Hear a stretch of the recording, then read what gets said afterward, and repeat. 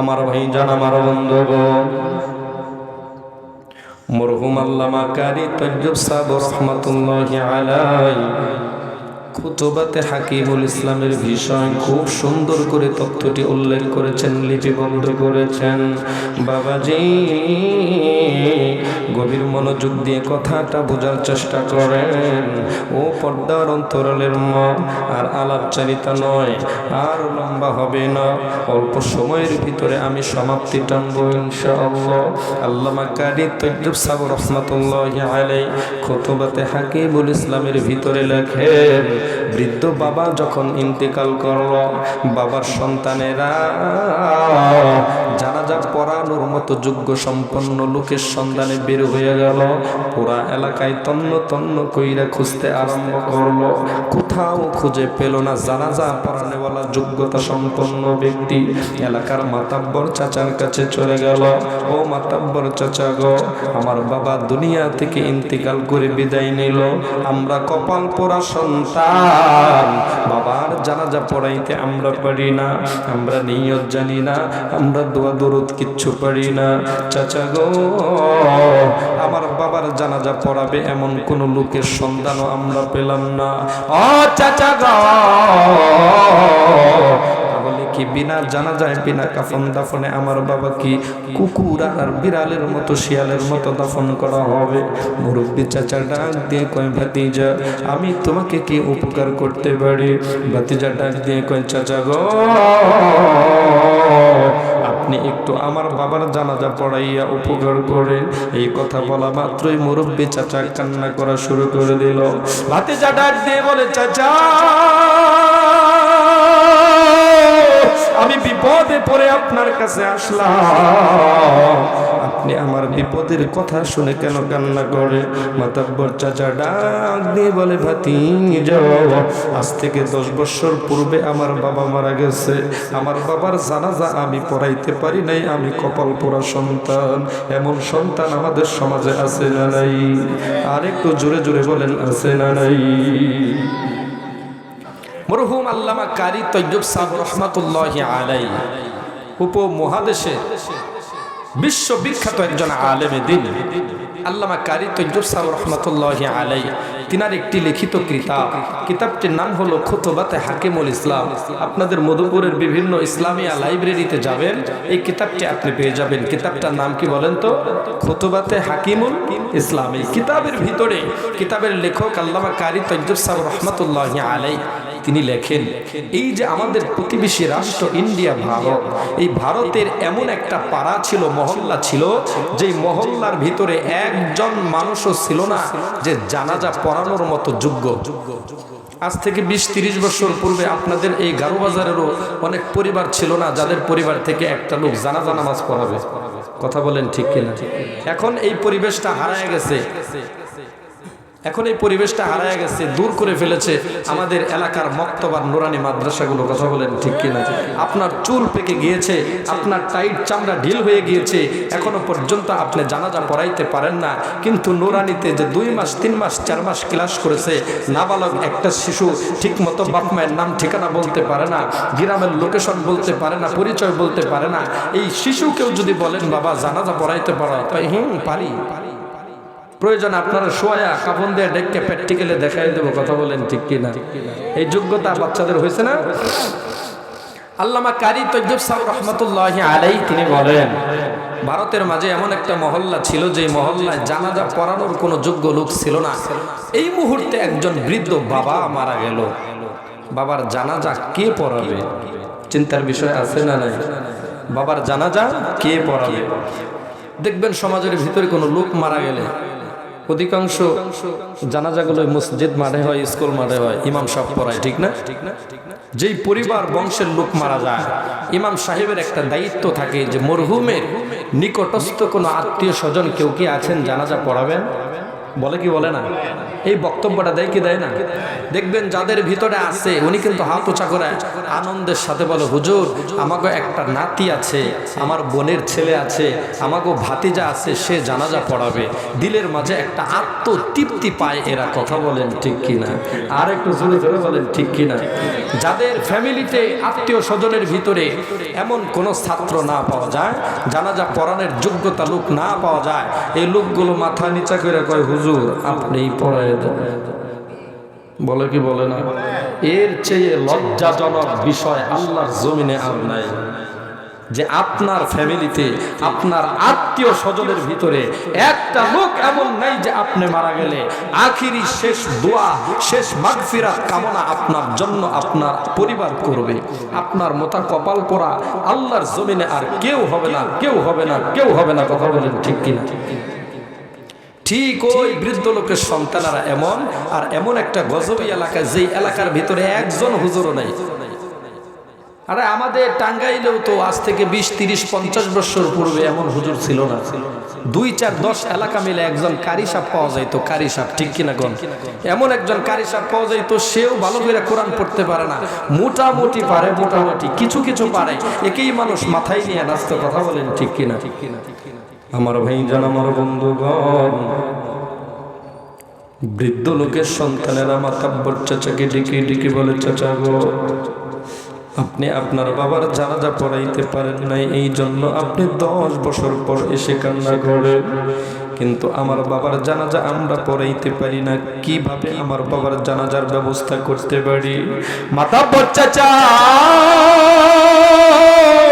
ডাক দিয়ে বলে, ভাতিজা,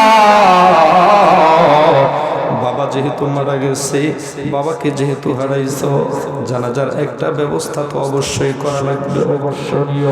ভাইজান, মুরব্বী চাচা ভাতিজাদেরকে একটা পরামর্শ দিল, এই যে আমাদের বাড়ির পার্শ্ব দিয়ে শহরের দিকে রাস্তা চলে গেছে, এই রাস্তার মাঝে দাঁড়ায়া যাও, এই হাইওয়ে রাস্তাগুলো দিয়ে বিভিন্ন রকমের মানুষ যাতায়াত করে, যদি কোনো দাড়ি টুপি পরিহিত মানুষকে দেখতে পাও, যদি কোনো দাড়িওয়ালা, টুপিওয়ালা, জুব্বাওয়ালা, পাঞ্জাবিওয়ালা মানুষকে দেখতে পাও, শুধুমাত্র তোমার বাবার মরণের খবরটা জানাইবা, দেখবা সে নিজ দায়িত্ব নিয়ে তোমার বাবার জানাজা পড়াইয়া দিবে। চিৎকার মেরে বলেন ঠিক কিনা? এই মাতাব্বর চাচার পরামর্শ লইয়া এই বৃদ্ধ লোকের সন্তানেরা বাড়ির পাশের রাস্তার মাঝে দাঁড়াইয়া গেল। বেশ কিছুক্ষণ পর, লম্বা সময় অপেক্ষা করার পর একজন মাওলানা সাহেবের সাক্ষাৎ মিলে গেল। মাওলানা সাহেবকে ডেকে ডেকে বলে, মাওলানা, আমার বাবা মারা গেছে, আমার বাবার জানাজাটা একটু পড়াইয়া দেন। মাওলানা সাহেব ডাক দিয়ে বলে, ভাতিজা চলো চলো, তোমার বাবার জানাজা পড়ানো তো আমার দায়িত্ব। এবার যা, লম্বা সময় সংক্ষেপ করে দিচ্ছে সময় স্বল্পতার কারণে। এইবার ভাতিজা এই মাওলানা সাহেবকে তার বাবার জানাজা পড়ানোর জন্য মাঠে ময়দানে নিয়ে গেল। মাওলানা সাহেব জানাজা কমপ্লিট করিয়া সন্তানদেরকে ডেকে ডেকে বলে, সন্তানেরা শোনো, শুধুমাত্র তোমরা জানাজা পড়াইতে পারো না, জানাজা পড়িয়ে দিলাম, এইবার তোমার বাবার লাশটা তোমরা দাফন করো, কবরের ভিতরে নাইমা তোমার বাবাকে কবরের ভিতরে শোয়া দাও। কপাল পোড়া সন্তানেরা ডাক দিয়ে বলে, মাওলানা, জীবনে কোনোদিন কবরে নামি নাই, কবরকে বড় আমরা বড় ভয় পাই, এমন কুলাঙ্গার সন্তান আছে না নাই? আর একটু জোরে জোরে বলেন, আছে না নাই? কেমন কইরা কবরে নামবো? দুনিয়ার ভিতরে খালি 14ই ফেব্রুয়ারিতে ডার্লিং লইয়া ঘুরছে, দুনিয়ার ভিতরে কনসার্ট করছে, দুনিয়ার ভিতরে গানের আসরে গেছে, কোনোদিন ওয়াজ মাহফিলে বসে নাই, কোনোদিন কোরআনের মাদ্রাসায় যায় নাই, জুমার নামাজ পর্যন্ত পড়ে না, এমন কুলাঙ্গার সন্তান আমাদের ঘরে আছে না নাই? যেই ঘরের মাঝে এমন কুলাঙ্গার সন্তান থাকবে, বুঝতে হবে এই ঘরে বেশি দূর নয়, আল্লাহর গজব চলে আসবে। কথা বলেন ঠিক কিনা? এই বৃদ্ধ লোকের সন্তানেরা যখন বলল, মাওলানা, আমার বাবাকে আমরা রাখতে পারবো না, আপনি আমার বাবাকে কবরে রাখিয়া দাফন করিয়া আমাদেরকে বিপদ থেকে মুক্ত করেন। মাওলানা সাহেব বাধ্য হলো কবরের ভিতরে নামার জন্য। মাওলানা কবরের ভিতরে নামিয়া বৃদ্ধ লোকের দাফন কাফন কমপ্লিট করিয়া, বাবাজি আমার ভাইরা, আমার বন্ধুরা, এইবার মাওলানা সাহেব সবকিছু কমপ্লিট করিয়া সন্তানদেরকে ডেকে ডেকে বল, সন্তানেরা শোনো, তোমার বাবার জন্য তোমরা এইবার মাগফিরাত কামনা করো। আমি গেলাম, আমি আমার অফিসালয়ে। মাওলানা সাহেব অফিসের ভিতরে যাইয়া দেখে তার পকেট থেকে আইডি কার্ডটা পড়ে গেছে, কোথায় যেন হারিয়ে গেছে, আর কোথাও খুঁজে পায় না। আমার বন্ধুগণ, এইবারে মাওলানা দিলের মাঝে সাক্ষ্য দেয়, ওই যে কবরের ভিতরে নেমেছিল, ওই কবরের ভিতরে তার আইডি কার্ডটা পড়ে গেছে। আবার দৌড়ায় দৌড়ায়া ওই বৃদ্ধ লোকের বাড়িতে চলে গেল। ও সন্তানেরা শোনো, তোমার বাবার উপকার করতে গিয়ে আমি আজ বিপদে পড়ে আছি, আমি আমার আইডি কার্ডটা খুঁজে পাই না। সন্তানেরা ডাক দিয়ে বলে, আমরা কি করতে পারি? মাওলানা বলে, তোমার বাবার কবরে হয়তো আমার আইডি কার্ডটা পড়ে থাকতে পারে, সম্ভব। সন্তানেরা ডাক দিয়ে বলে, মাওলানা আপনি কোনো চিন্তা করবেন না, আপনি কোনো টেনশন করবেন না, আপনার কবরের ভিতর থেকে আমরা আইডি কার্ডটা খুঁজে বের করে দেব। এলাকার তরুণ তরুণ যুবকদেরকে সাথে লইয়া এই মাওলানা কবরের নিকটে যাইয়া উপর থেকে মাটি সরাইতে আরম্ভ করলো। বেশ কিছু মাটি সরানোর পর কবরের ভিতর থেকে চাটিয়া বের হলো। চাটিয়া এক পার্শ্ব থেকে ভেঙ্গে মাত্র 2 টুকরা বাঁশের খণ্ড সরালো। বাঁশের খণ্ড সরাইতে দেরি হলো, কবরের ভিতর থেকে জান্নাতি খুশবু বের হইতে দেরি হলো না। চিৎকার মেরে বলেন সুবহানাল্লাহ। মাওলানা সাহেবের মনের মাঝে প্রশ্ন, দিলের মাঝে বড় কৌতূহল আর আগ্রহ। হায় হায়, মাত্র আধা ঘন্টার ব্যবধানে, আধা ঘন্টা পূর্বে যেই মানুষটাকে আমি নিজ হাতে কবরে রেখে গেলাম, তখনও তো এমন কোনো খুশবু আর সুঘ্রাণ পেলাম না। বাবাজি, আধা ঘন্টা পরে এত সুন্দর খুশবু আর সুঘ্রাণ, না জানো কবরের ভিতরে কি আছে। আর কয়েক টুকটা বাঁশের খণ্ড সরানোর পর মাওলানা নজর করে দেখে, এই কবরটা মাত্র 3.5 হাত না, গোটা একটা মাঠের মতো বড় হইয়া গেছে। শুধুমাত্র খালি ময়দান নয়, আল্লাহ তাআলা এই কবর নামক মাঠটা ফুল আর ফলের বাগান লাগায়া ভরপুর কইরা দিছে। ইন্নামাল কবরু রাউদাতুম মিন রিয়াদিল জান্নাহ, কবরটা কারো জন্য হয়ে যাবে জান্নাতের এক একটা বাগান। আল্লাহু আকবার বলে। মাওলানা এইবার সন্তানদেরকে ডেকে ডেকে বলে, সন্তানেরা শোনো শোনো, তোমার বাবা কি এমন আমল করেছে যেই আমলের প্রতিদানে আল্লাহ তোমার বাবার কবরটা জান্নাতের বাগান বানায় দিয়েছে। 5 মিনিটের ভিতরে আমি শেষ দিয়ে দিব বাজান। 2টা আমল করেছিল। কয়টা আমল? 2টা আমলের কথা শুনবেন তো ইনশাআল্লাহ। এইবার মাওলানা সাহেব সন্তানদেরকে প্রশ্ন করলো, সন্তানেরা তোমার বাবা কি এমন আমল করেছিল যে আমলের প্রতিদানে আল্লাহ তোমার বাবার কবরটা জান্নাতের বাগান বানায়া দিয়েছে? সন্তানেরা ডেকে ডেকে বলে, আমার বাবা তেমন কোনো আমল করতো না। কি আমল করেছে আমাদের খুব বেশি ভালো মনে পড়ে না। মাওলানা সাহেব ডাক দিয়ে বলে, সন্তানেরা তোমাদের মা জননীর নিকটে আমাকে নিয়ে চলো। মা জননীর নিকটে মাওলানা সাহেব যাইয়া ডাক দিয়ে কয়, মা গো, আপনার স্বামী কি এমন আমল করেছিল যে আমলের প্রতিদানে আপনার স্বামীর কবরটা আল্লাহ জান্নাতের বাগিচা বানায় দিয়েছে? আল্লাহু আকবার বলেন। এইবার বৃদ্ধ লোকের স্ত্রী ডাক দিয়ে বলে, মাওলানা আমার স্বামী তেমন কোনো আমল করতো না, তবে 2টা আমলের কথা আমার খুব ভালো মনে আছে। 1 নাম্বার আমল হলো 5 ওয়াক্ত নামাজ। আল্লাহু আকবার। বৃদ্ধ লোকের স্ত্রী ডাক দিয়ে বলে, মাওলানা আমার স্বামী কৃষিকাজ করতো, মানুষের বাড়িতে কাজকর্ম করে বেড়াইতো, দিন আনতো দিন খাইতো, তেমন কোনো বড় লোক মানুষ আমরা না। কিন্তু হুজুর গো,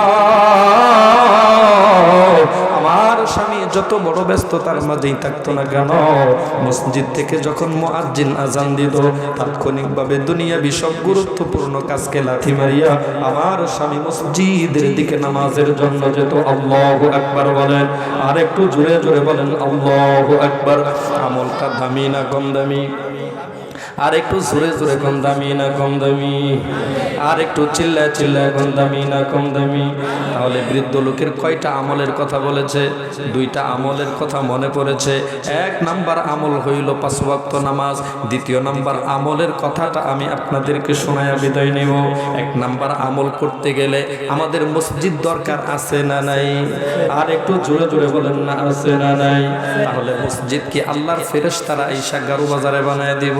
না না, আল্লাহ তাআলা আমাদেরকে আপনাদেরকে দায়িত্ব দিয়েছেন। আমার আপনার নবীজি পয়গম্বর আরবি নাক দিয়ে বলে, আমার সাহাবীরা শোনো, দুনিয়ার ভিতরে আমার যেই উম্মতেরা, যেই সাহাবীরা মসজিদ নির্মাণাদি কাজে অংশগ্রহণ করবে, নিজ নিজ সামর্থ্য অনুযায়ী এই বান্দাদের উপর সন্তুষ্ট হই